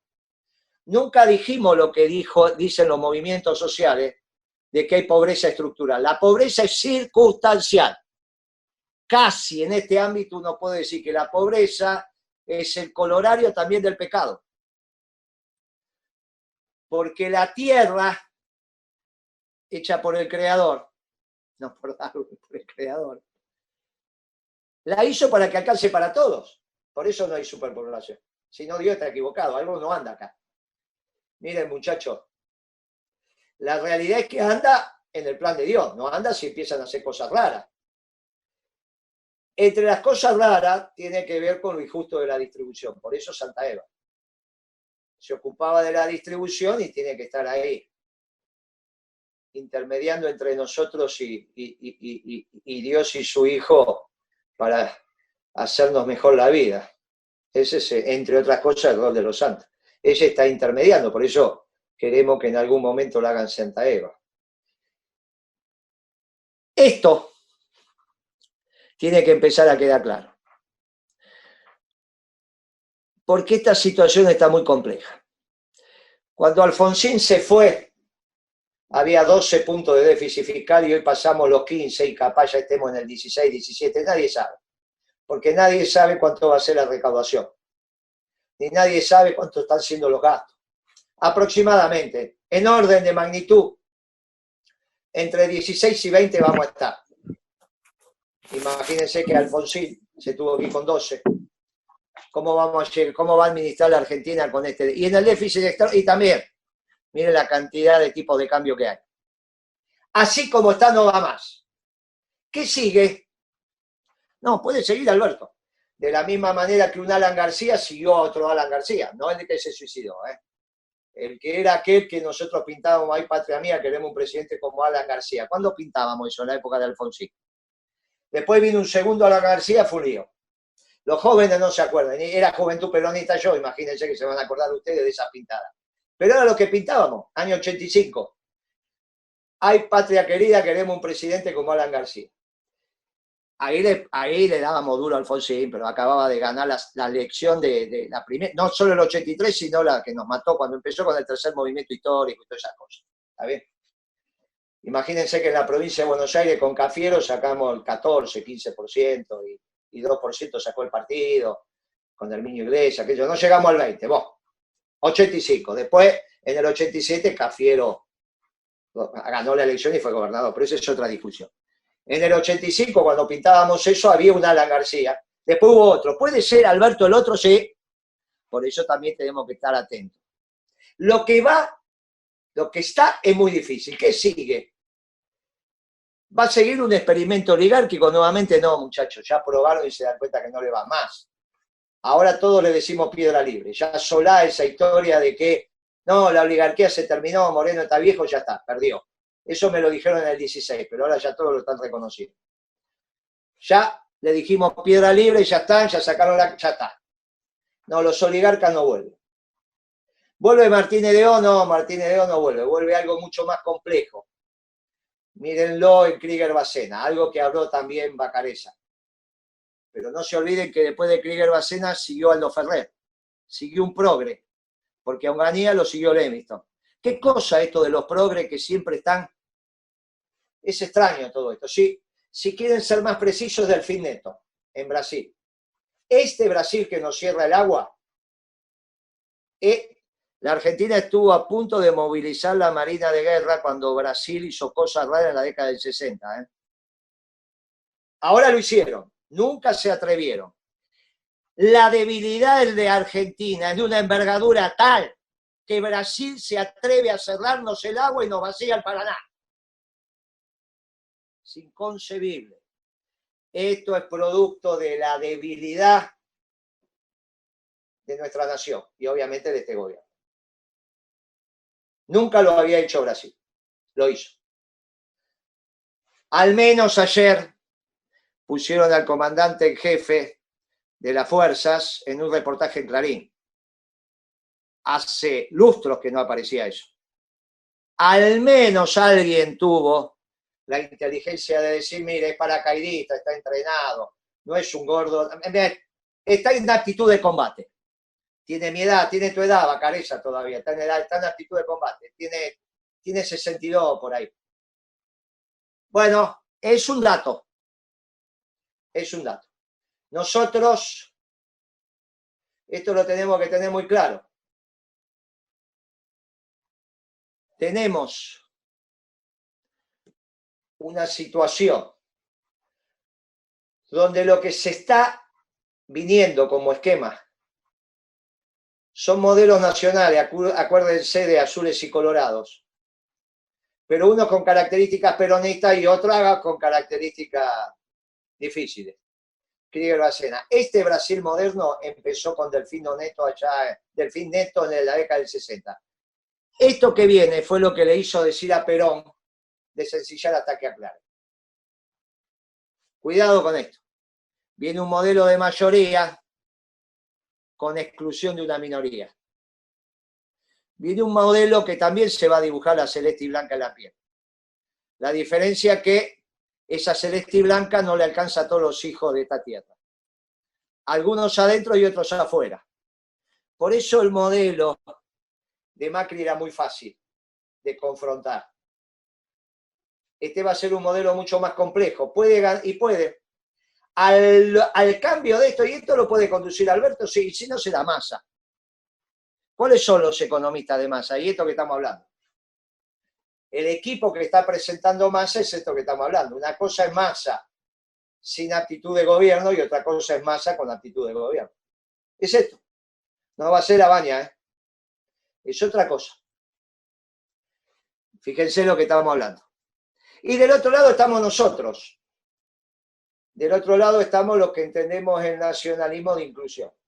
Los que entendemos que el mundo está hecho para todos los pueblos, para todas las familias, y que esta patria puede abarcar a todos. Incluso nos tenemos que hacer cargo de algunos bolsones de pobreza de los países hermanos que, por cómo quedó repartida la taba, no tienen la suficiente densidad para... Ahí intervino la mano del hombre también. Estoy hablando de los chilenos, de los bolivianos, de los paraguayos, los uruguayos, y algunos pedacitos de ellos se les complica, vengan para acá, por eso somos un nacionalismo de brazos abiertos que hace puentes, no construye muros. ¿Cuándo se está discutiendo eso? Ahora, en este momento. Y ojo que esta discusión penetra en el CEJUS, porque dentro de nuestras iglesias también tenemos aquellos que dicen que la exclusión es un hecho virtuoso de Dios. Tenemos aquellos que dicen que la tasa de ganancia no es la apropiación de bienes sobre otros que están injustamente repartidos, sino que es una bendición. Cuidado con eso también, ese debate lo tenemos acá dentro del CEJUS. Y también lo tenemos en la iglesia con sectores del catolicismo muy difícil. Y ese debate lo tenemos que dar. Y los que nos están escuchando son los mismos, porque hay un núcleo duro de un lado, hay un núcleo duro del otro, y le hablamos a los mismos. Cuando yo digo lo de Brasil, le estamos hablando a las Fuerzas Armadas. Ellos también. Pero sepan las Fuerzas Armadas que también estamos lo que pensamos, que necesitamos una Argentina con todos adentro. Y que necesitamos nuestras Fuerzas Armadas y nuestras Fuerzas de Seguridad, que no necesariamente las Fuerzas Armadas son de exclusión. Fueron de exclusión y fueron. Si no, miren lo que hicieron en el 55. Pero la vida, y aparte uno dice, miren muchachos, los que uno conoce no son así. Le estamos hablando a los sectores religiosos, le estamos hablando, cuidado. Ellos también. Y esto se está definiendo ahora. Y ellos van a gobernar ese nacionalismo de exclusión. Y van a gobernar con los radicales y van a gobernar con los progresistas. Por eso cuento lo de Aldo Ferrer. Y ya ahí hay una cantidad, 25% de radicales, 15% de progresistas, ya hay 40%. Alguitos se van a llevar del peronismo, y sí, muchachos, alguitos se van a llevar. Porque la ley de la B, algo se van a llevar. Y ya rápidamente hacen, y van a tener mayoría. Y encima van a tener algunos años, como van a agarrar la pobreza medida como la medimos todos los gobiernos hasta Macri, arriba del 50. No como la midió Macri, que es un imbécil, 14 puntos más para decir que habíamos dejado la pobreza. Bueno, eso ya se va a aclarar, ya se está aclarando. Ese es un debate que ya se está terminando porque ese de la UCA nadie le da más bola, es un imbécil. Un chanta, ese Salvi es un chanta. Por eso nunca quiso debatir. Pero no importa. Volvemos a la vieja medición de la pobreza, la que se hizo con Alfonsín, implementó Menem, midió por primera vez Menem, eso va a estar arriba del 50, como recibió Duhalde la cosa. Por lo tanto, hasta llevarla al 25 va a tener muchos años donde van a poder demostrar que son exitosos. En el 25 se plantan, porque si no, no les cierran la cuenta. ¿Por qué no les cierran la cuenta? Y porque la comida no va a estar lo suficientemente barata. ¿Por qué no va a estar la comida lo suficientemente barata? Y porque si no, no están los oligarcas. ¿Con quién no están los oligarcas? Con nosotros.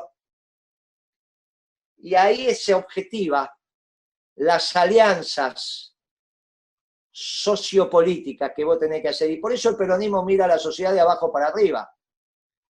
En todo caso, se pelea con las 1000 familias para incluir al 25% de la población. Qué difícil que es hacer política así. Sí, es muy difícil. Si fuera fácil.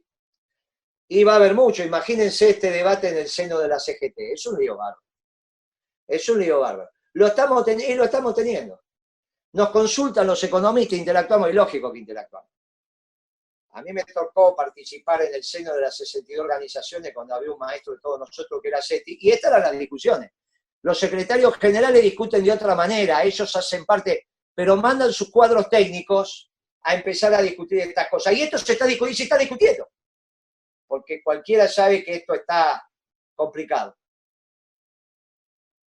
Y cuando yo digo que es un plan económico del peronismo, es un plan económico del peronismo.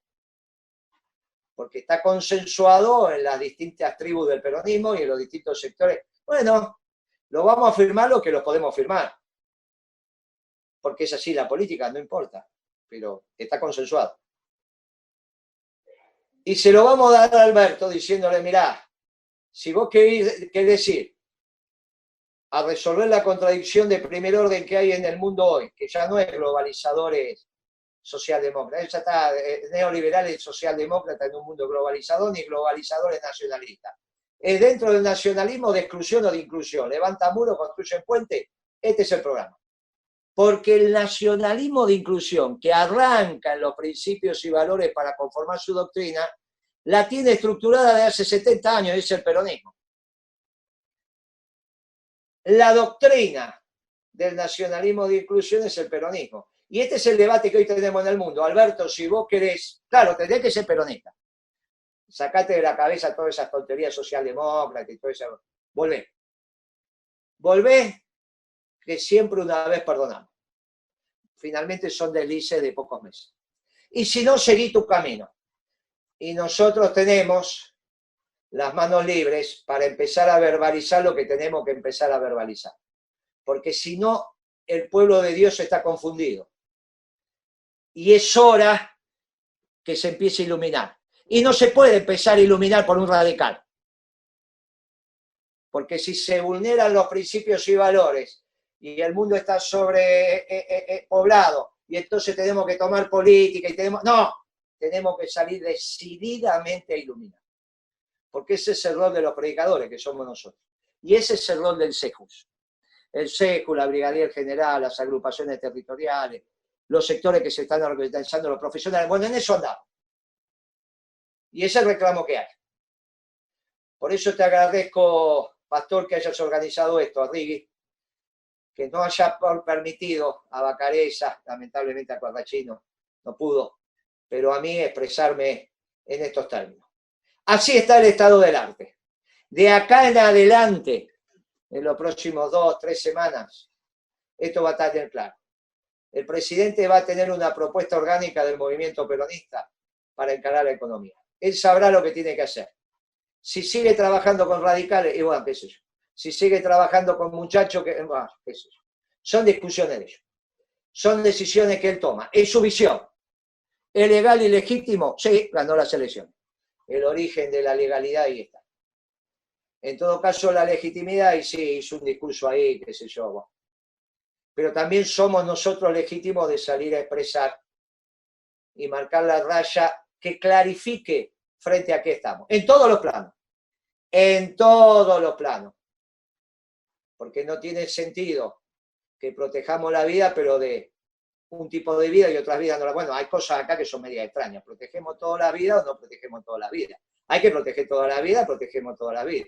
O no protegemos toda la vida, no, bueno, muchachos, pero hay algo.